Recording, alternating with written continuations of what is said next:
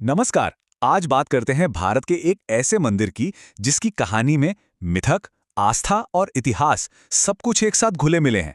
मतलब एक ऐसी जगह जो ऊपर से जितनी शांत दिखती है ना, अंदर से उतनी ही गहरी और रहस्यमयी है। तो सवाल ये उठता है कि क्या एक ही जगह की इतनी सारी कहानियां हो सकती हैं? चलिए साथ मिलकर इस अनोखे मंदिर के रहस्यों से पर्दा उठाते हैं। तो हमारी एक कहानी शुरू होती है मध्य प्रदेश के छिंदवाड़ा से। वहां के घने जंगलों के ठीक बीचों बीच बसे एक मंदिर से। और सच कहूं तो इसकी लोकेशन ही इसे सबसे ज्यादा खास बना देती है। सोचिए, शहर की भीड़भाड़ से कोई 50 किलोमीटर दूर एक घुमावदार जंगली सड़क है जो तुलसी गांव के पास इस मंदिर तक ले जाती है। मतलब यहां तक पहुंचना भी अपने आप में एक छोटा मोटा एडवेंचर ही है। तो अब सवाल यह है कि आखिर इस मंदिर का नाम देवरानी दाई ही क्यों पड़ा? भाई, इसके पीछे भी एक बड़ी दिलचस्प कहानी जुड़ी हुई है। कहानी कुछ यूं है कि एक बार एक महिला नदी के किनारे बने कुंड में गिर जाती है। तब उसकी देवरानी, मतलब उसके देवर की पत्नी, उसे एक गाय की पूंछ पकड़कर बाहर निकालती है, उसकी जान बचाती है। और फिर कुछ समय बाद उसी जगह पर मछलियों के झुंड के बीच एक सोने की नथ चमकती हुई मिलती है। बस इसी घटना की याद में उस जगह और देवी का नाम देवरानी दाई पड़ गया। कमाल है ना, कैसे एक बचाव की कहानी एक आस्था का इतना बड़ा प्रतीक बन गई। लेकिन ये मंदिर सिर्फ एक पौराणिक कहानी तक ही सीमित नहीं है। नहीं, ये आज भी वहां के स्थानीय लोगों की जिंदगी का एक बहुत जरूरी हिस्सा है। और खासकर तब जब बात उनकी रोजी रोटी की आती है। यहाँ पर एक बड़ी अनोखी प्रथा है जिसे कहते हैं गिरमा। होता यह है कि जब भी किसी का कोई जानवर, कोई मवेशी खो जाता है तो वो लोग मंदिर के पास एक पेड़ पर रस्सी बांधते हैं और देवी से उसकी वापसी के लिए प्रार्थना करते हैं। और इसे सिर्फ एक अंधविश्वास कहना ठीक नहीं होगा। ये लोगों की जीती जागती आस्था है। वहां के लोगों का पक्का यकीन है कि इस पूजा के फौरन बाद देवी मां उनके खोए हुए जानवरों को ढूंढने में मदद करती हैं। तो ये मंदिर सिर्फ पूजा पाठ की ही जगह नहीं है, ये लोगों को एक दूसरे से जोड़ने का भी एक जरिया है।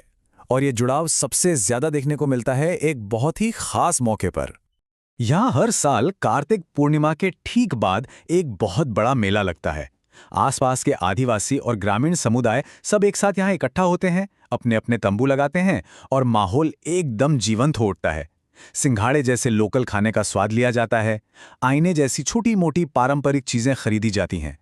तो ये सिर्फ एक मेला नहीं है, ये असल में संस्कृति का एक जीता जागता उत्सव है। लेकिन रुकिए, इस मंदिर की कहानी बस यहीं पे खत्म नहीं होती। इसका एक और भी पहलू है, एक ऐसा पहलू जो इसे सीधा भारत के इतिहास से जोड़ता है। भला कौन सोच सकता है कि आज जो जंगल इतना शांत दिखता है वो कभी क्रांति का एक बड़ा केंद्र रहा होगा। बात है 1923 के आसपास की, जब स्थानीय आदिवासी समुदाय अपने जंगल, जमीन और पानी के हक के लिए लड़ रहे थे। उस संघर्ष के दौरान स्वतंत्रता सेनानी बादल भोई ने इन्हीं जंगलों की गुफाओं को अपना ठिकाना बनाया था और यहीं से आंदोलन चला रहे थे। तो अब तक हमने देखा कि कैसे इस एक ही जगह की कितनी सारी अलग अलग पहचानें हैं। एक तरफ मिथक है तो दूसरी तरफ इतिहास।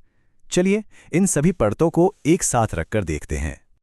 देखिए, पौराणिक कथाओं में ये देवरानी दाई का घर है, लोक विश्वास में ये खोए हुए जानवरों की संरक्षक है, सामाजिक तौर पर यह वार्षिक मेले का केंद्र है, ऐतिहासिक रूप से ये स्वतंत्रता संग्राम से जुड़ा है। और हाँ, यहाँ की प्राकृतिक सुंदरता, घटामाली नदी और झरना, वो भी इसकी एक पहचान है। तो ये सच में आस्था, समाज, इतिहास और प्रकृति का एक अद्भुत संगम है। इसीलिए इसे एक आदिवासी श्रद्धास्थल कहा जाता है। मतलब आस्था की एक ऐसी जगह जिसकी जड़ें किसी लिखी लिखाई तारीख में नहीं, बल्कि लोगों की जुबान पर जिंदा कहानियों में हैं, उन परंपराओं में है जो पीढ़ियों से चली आ रही हैं। तो आखिर में ये एक सवाल हमारे जहन में आता है कि किसी भी जगह की असली आत्मा क्या होती है?